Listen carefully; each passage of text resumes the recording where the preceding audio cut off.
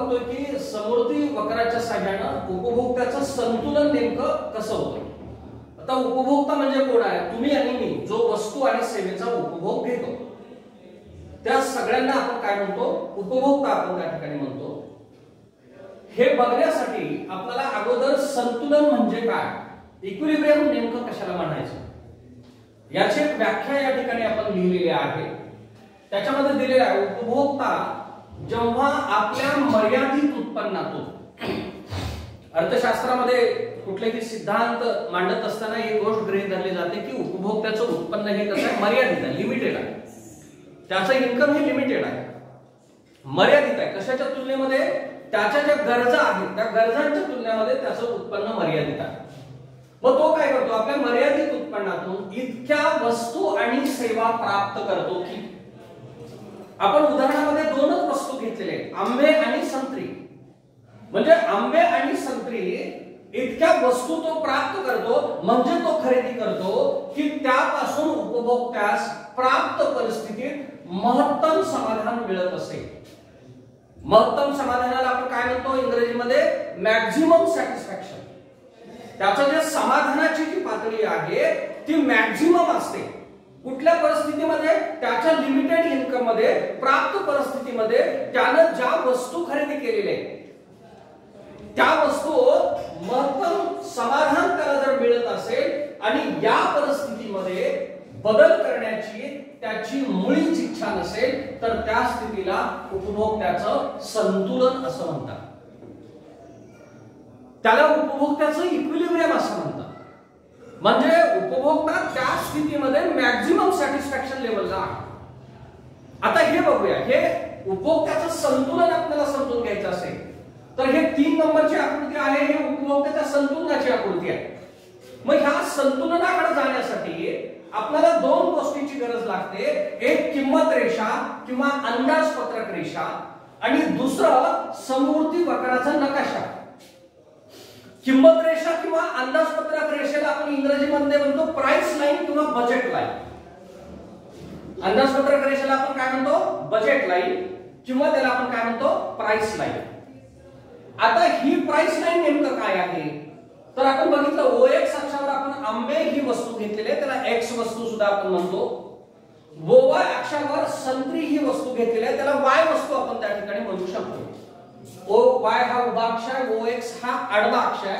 आता ही PL ही जी रेषा आहे, ही PL लाईन आहे, ती डावीकडून उजवीकडे खाली यायला लागलेली आहे, त्याला आपण PL म्हणजे काय? प्राइस लाईन आपण तिला म्हणतो, किंवा तिला आपण काय म्हणतो? बजेट लाईन आपण तिला त्या ठिकाणी म्हणतो। ही लाईन काय इंडिकेट करते? ती काय सांगते की X हा उपभोक्ता आहे, समजा श्रुती हा उपभोक्ता आहे, तिचं उत्पन्न कसं आहे? लिमिटेड इन्कम आहे। श्रुतीचं इन्कम कसं आहे? लिमिटेड आहे। त्या लिमिटेड इन्कम मधून ती काय करणार आहे? आंबे आणि संत्री खरेदी करणार आहे, ह्या 2 गोष्टी ती खरेदी करणार। आता मॅक्झिमम तिचं जेवढं इन्कम आहे, लिमिटेड इन्कम जेवढं आहे, समजा आपण तिच्याकडे 500 रुपये असं समजूया, म्हणजे पर डे तिचं 500 रुपये इन्कम आहे, म्हणजे 500 रुपये श्रुतीकडे आहेत। मॅक्झिमम 500 रुपयाचे तिने जर आंबे जर खरेदी जर करायचं ठरवलं तर ती मॅक्झिमम किती आंबे खरेदी करू शकते? OL इतके आंबे खरेदी करू शकते, त्याच्या पुढे ती नाही जाऊ शकत, कारण ही बजेट लाईन आहे। तिचं मॅक्झिमम बजेट किती आहे? OL इतका। सगळे 500 रुपयाचे आंबे खरेदी करायचं जर तिने ठरवलं, श्रुतीने ठरवलं किंवा 500 रुपयाचे नुसते संत्रीच खरेदी करायचे, तर ती मॅक्झिमम किती खरेदी करू शकते? OP इतके खरेदी करू शकते, कारण तिचं बजेट तेवढं आहे, त्याच्यापेक्षा जास्त ती नाही खरेदी करू शकते। म्हणजे किंमत रेषा, बजेट रेषा ही काय आहे? मर्यादा रेषा आहे। ती मर्यादा रेषा आहे, त्याच्या पलीकडे ती जाऊ शकत नाही आहे। पण श्रुतीने ठरवलं की एकच वस्तू आपण खरेदी करायची, तिला मॅक्झिमम सॅटिस्फॅक्शन मिळेल का? नाही मिळणार। उपभोक्त्याला आपल्या उत्पन्नामधून अनेक गोष्टी खरेदी कराव्या लागतात। म्हणजे एखाद्याचं उत्पन्न पर डे 1000 रुपये आहे, 1000 रुपयाचं तो फक्त दूधच आणला तर तो पेस्ट कुठून आणणार आहे? तो नाश्त्यासाठी काय खाणार आहे? तो घरी काही धान्य आणणार आहे की नाही आहे? तो काही दुसऱ्या वस्तू खरेदी करणार आहे की नाही आहे? नुसतं एकच वस्तू जर त्याला खरेदी केली तर त्याला सॅटिस्फॅक्शन मिळेल का?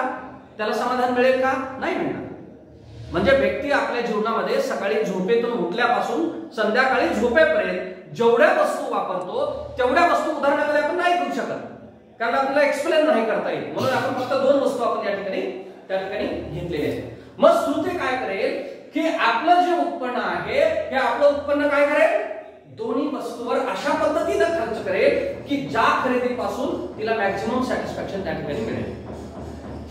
प्राइस लाईन म्हणजे लक्षात आली, प्राइस लाईन म्हणजे बजेट लाईन, ती अंदाजपत्रक, ती काय रेषा ठरवते, ती मॅक्सिमम तिच्या इन्कम मधून, लिमिटेड इन्कम मधून मॅक्सिमम किती खरेदी करू शकते ती दर्शवणारी रेषा, मर्यादा रेषा म्हणजे प्राइस लाईन। आता पुढे फार गमतीशीर भाग आहे, किंमत रेषेतील बदल। ही प्राइस लाईन श्रुतीची चेंज होते, ती 2 कंडिशन मध्ये प्राइस लाईन चेंज होते। ती कुठल्या कंडिशन मध्ये चेंज होते, तर वस्तूची किंमत बदलली की तिची प्राइस लाईन बदलते। म्हणजे वस्तूच्या किमतीमध्ये बदल झाला तर श्रुतीच्या अंदाजपत्रक रेषेमध्ये किंवा तिच्या बजेट लाईन मध्ये त्या ठिकाणी बदल होतो। आणि आणखी एक गोष्ट आहे की श्रुतीच्या उत्पन्नामध्ये बदल झाला की तिच्या प्राइस लाईन मध्ये बदल होतो। श्रुतीचं जे इन्कम आहे ना त्या इन्कम मध्ये जर बदल झाला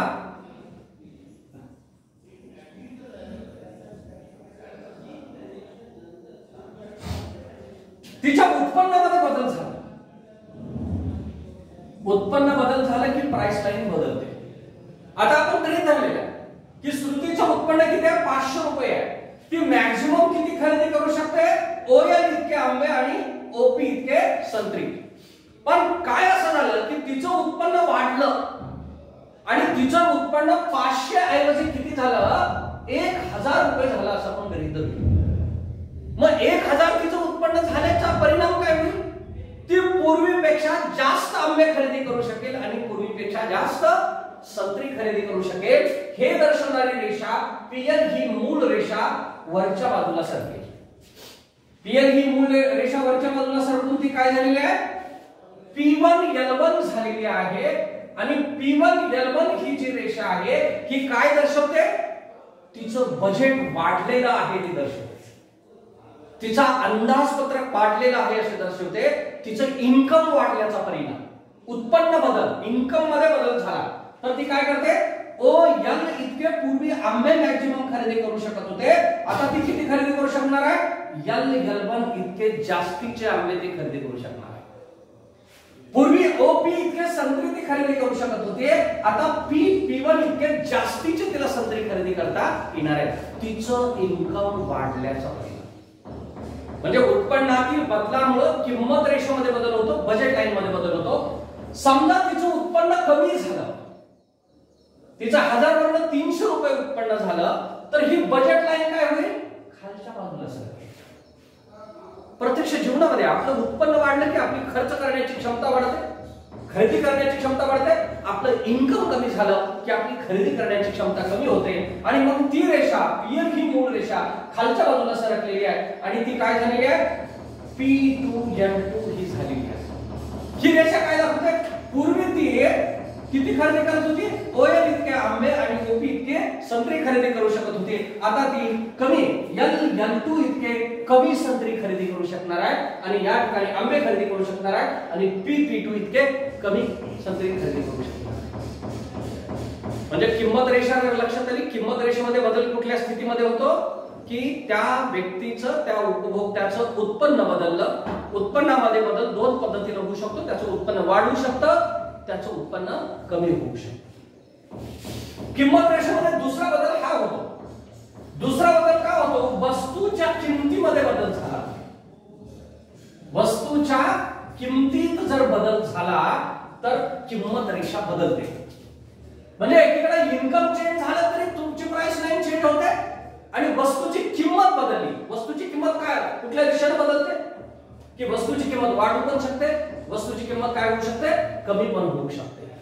पहिल्या आकृतीमध्ये आपण बघितलेलं आहे की संत्र्याची किंमत आहे तेवढीच आहे पण आंब्याची किंमत बदललेली आहे, त्याच्यामुळे पीएल ही म्हणजे संत्र्याची किंमत किती आहे, ओपी इतकी आहे, आंब्याची किंमत किती होती, ओएल इतकी होती। आंब्याची किंमत समजा वाढली बरोबर आहे. आंब्याची किंमत समजा कमी झाली, त्याचा परिणाम काय होईल? आंब्याची किंमत कमी झाल्याचा परिणाम ही पीएल ही जी प्राइस लाईन आहे ही वरच्या बाजूला सरकेल. म्हणजे पूर्वी 100 रुपयाला आंबे मिळत होते तिला डझन, आता 50 रुपयाला मिळायला लागले. बरोबर आहे. मग ते दुप्पट आंबे खरेदी करू शकणार आहे ना. त्याच्यामुळे आंब्याची किंमत बदलल्यामुळं काय होईल की ही पीएल रेषा ही खालच्या बाजूला वर सरकेल. आणि आता उपभोक्ता काय करू शकणार आहे?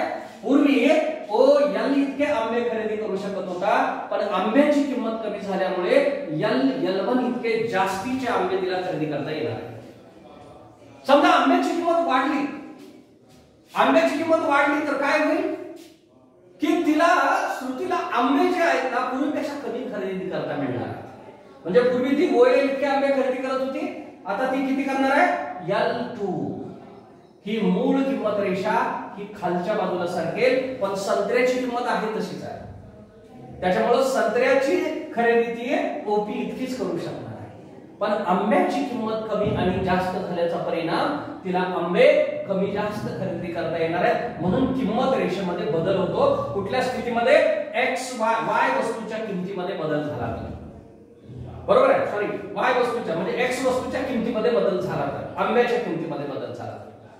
ही दुसरी आकृती काय केलेली आहे? वाय वस्तूच्या किमतीमध्ये बदल झालेला आहे, संत्र्याच्या किमतीमध्ये बदल झालेला आहे. सेम याच्या उलट आंब्याची किंमत आहे तेवढीच आहे आणि म्हणून तिला काय खरेदी करता येते? ओएल एवढे आंबे ती त्याच्या मर्यादित उत्पन्नातून खरेदी करू शकणार आहे. पण आंब्याची किंमत कमी संत्र्याची किंमत कमी झाल्यामुळं ही रेषा वरच्या बाजूला सरकेल आणि पूर्वी ओपी एवढे संत्री खरेदी करत होती ती ओपी1 इतके जास्तीचे संत्री खरेदी करू शकणार. समजा संत्र्याची किंमत कमी झाली तर वाढली तर काय होणार आहे? किंमत रेषा खालच्या बाजूला सरकणार आणि ती पूर्वी ओपी एवढे जे खरेदी करत होती ती आता पी1 इतके कमी संत्री खरेदी करू शकणार आहे. म्हणजे किंमत रेषा म्हणजे नेमकं काय आहे? किंमत रेषेमध्ये बदल दोन गोष्टीमुळे होतो. एक उपभोक्त्याच्या उत्पन्नातील बदलामुळे आणि दुसरं वस्तूच्या किमतीतील बदलामुळे. ही एक गोष्ट लक्षात आली. ही गोष्ट लक्षात आली की आपल्याला उपभोक्त्याचं संतुलन आपल्याला लक्षामध्ये येतं. म्हणजे कंझ्युमर इक्विलिब्रियम ही संकल्पना आपल्याला लक्षामध्ये येते. दुसरी गोष्ट आपल्याला लागणार आहे समृद्धी वक्राचा नकाशा. समृद्धी वक्राचा नकाशा. समृद्धी वक्राचा नकाशा म्हणजे काय आहे?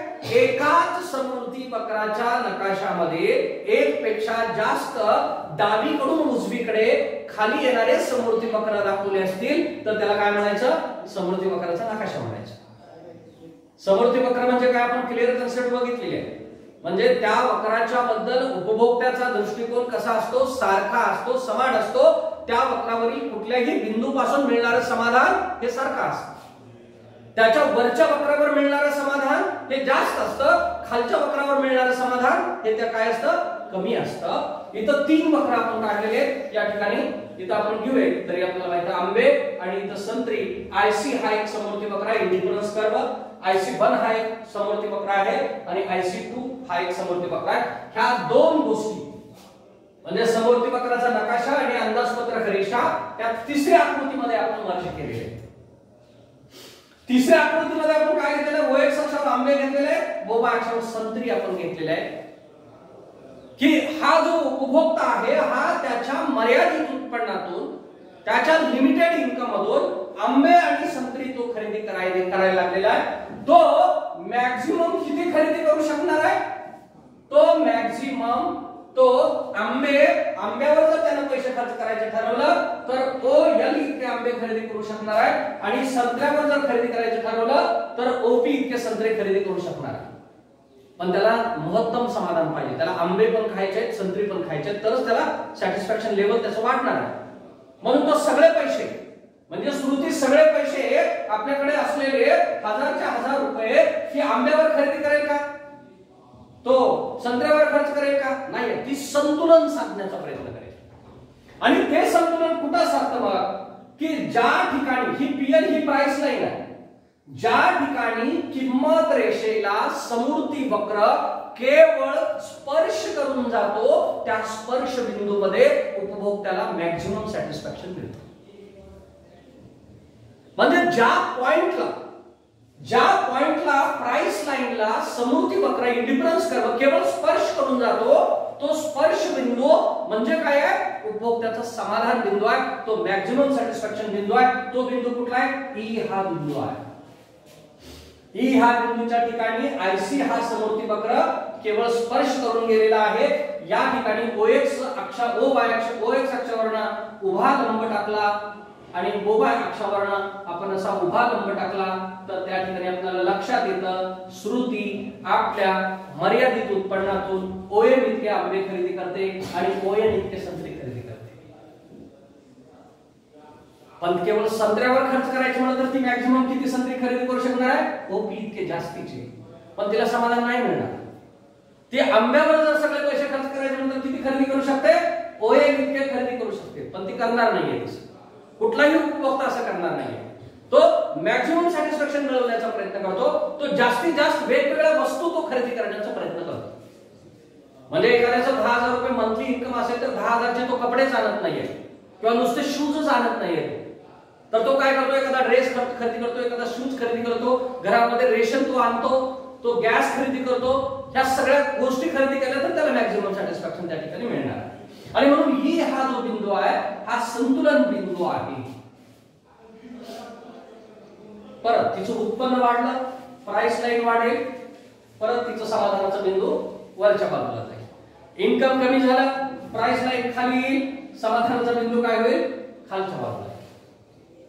तर अशा पद्धतीनं उपभोक्ता प्रत्यक्ष व्यवहारामध्ये कशा पद्धतीनं वागतो याचं विश्लेषण आपल्याला या समृद्धी वक्राच्या साहाय्यानं उपभोक्त्याचं जे काही समाधानाची पातळी आहे ती मॅक्झिमम ठेवण्याचा प्रयत्न कसं करतो या 2-3 आकृतीच्या माध्यमातून आपण या ठिकाणी बघितलेला आहे. उपभोक्त्याच्या संतुलनाच्या काही अटी आहेत, काही टर्म्स कंडिशन्स आहेत, त्या असतील तर त्याला त्या ठिकाणी सॅटिस्फॅक्शन मिळतं. त्याच्यामध्ये नंबर 1 आहे किंमत रेषा समृद्धी वक्राला केवळ स्पर्श करून जाणारी असली पाहिजे, जी त्या ठिकाणी झालेली आहे. दुसरं, समृद्धी वक्र हा आरंभ बिंदूशी बहिर्गोल असला पाहिजे.